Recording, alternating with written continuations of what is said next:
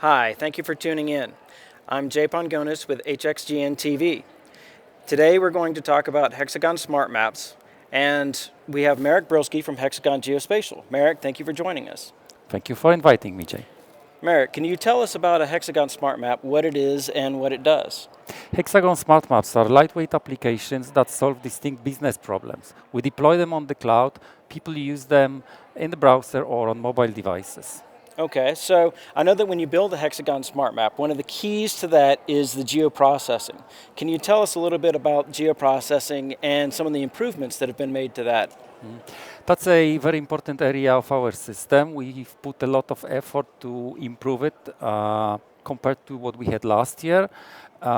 It's the same pattern and the same set of functions if you look at this high level, which is building spatial recipes in spatial workshop, running them on the cloud with the geoprocessing services, and then presenting results in a smart map.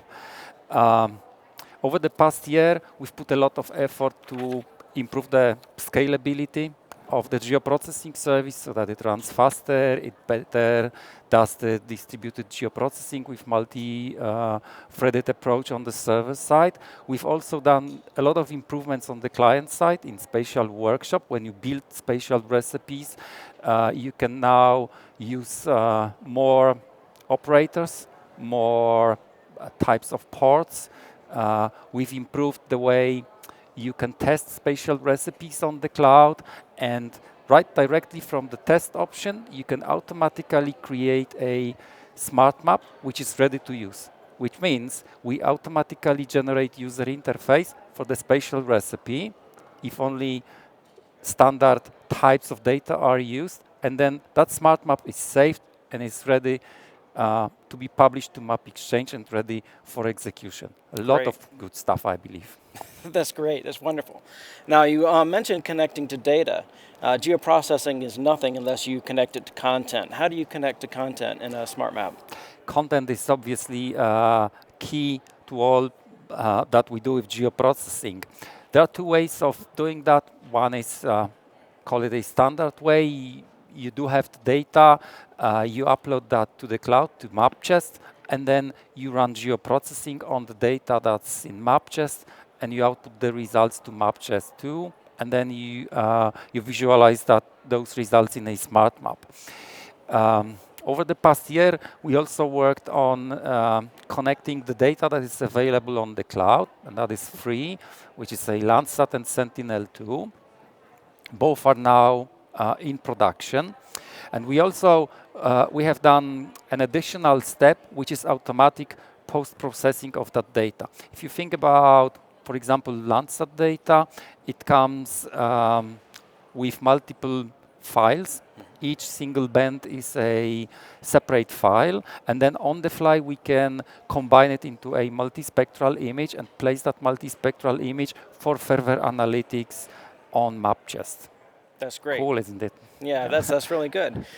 So one of the keys to a Hexagon Smart Map, though, is the geovisualization, or combining the data with business intelligence widgets. Can you talk to us about that and maybe share an example?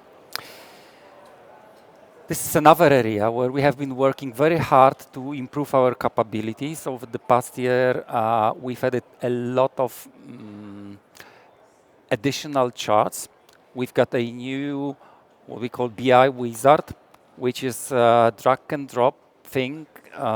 You create a map, you connect some data to it, and then you drag widgets and drop them onto the map and position them wherever you want, and you configure them with a clicky interfaces, and they are live from the beginning. So while composing it, you can see the smart map already working for you.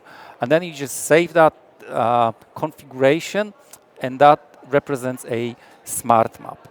And here I would like to mention one more thing, which is a combination of content, geoprocessing, and geovisualization. We have created a new demo application, which is known to everybody, Green Space Analyzer. It's just done in a new way. And in this application, we combine all these three areas that we are discussing here into one app that is fully automated, no manual intervention. It works on end user account on MapChest, and that app automatically discovers new data coming from, for example, Sentinel-2. It Once the data is discovered, it catalogs it, it runs geoprocessing on it, and it outputs information that is then used by the dynamic geovisualization, by the BI part of the smart map. And everything is all the time updated automatically. And if the new data arrives and you run the smart map again, it would discover the new data, it would process it, and it would update the BI visualization for you, all fully automated. That's a huge time saver. That's really good. What else about the Smart Map platform would you like to tell us about? Besides these key areas that we have already discussed, obviously we are improving our tools like Map Studio, our runtimes, so that there are more capabilities in them, which are say standard capabilities of every smart map. If you use our tools, every smart map would get them. Worth mentioning, I believe, are things like geocoding. We've integrated here maps, not only the base map, but also the geocoding and reverse geocoding tools available in a search box in the smart map. Then we expanded with the possibility to customize that search box with two very nice examples on the community, which is what free words and DBpedia integration. We've done little but useful things like where am I, so that the smart map can locate you on the map, improved browser-based printing, and all these little things, I believe, create a better experience for people using Map Studio and smart maps on the cloud. That's great. Now, you've mentioned a couple of times MapChest. Could you give us a little explanation of that? MapChest is our flagship product that uses the cloud storage.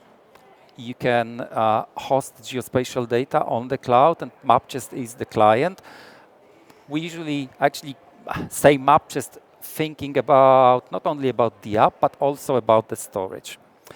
The MapChest, when we first created it, it was the application that just showed the catalog of the data. Now we can also use the app called MapReader that presents the same data with the map view, and you can just pick something in your MapChest and display it on the map. That's a major change, I believe. And by the way, we are going to combine these two applications into one, so that it's even easier for our customers to access the storage and the data on the cloud. And then we did a couple of other improvements, like different types of views. There is a tile view and list view. We've added the possibility to reorganize your data on the cloud by using the MapChest interfaces.